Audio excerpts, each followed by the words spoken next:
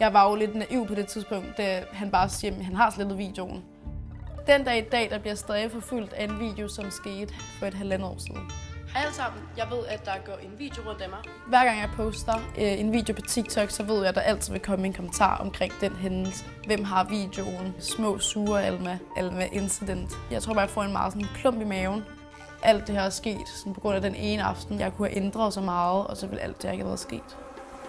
Jeg var til en privatfest på min efterskole. Der var jeg 15 år, så ville mig og mine veninder have det sjovt. Vi ender med at tage body tequila. Det var kun mig, der endte med at blive filmet. Det er mig, der ligger på en sofa. Bukserne er trukket halvt ned, hvor der så bliver hældt noget alkohol på min numse, og det så bliver slikket af en af mine venner.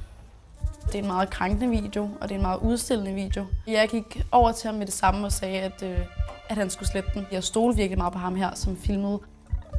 Jeg finder ud af, at den ikke var slettet et par uger.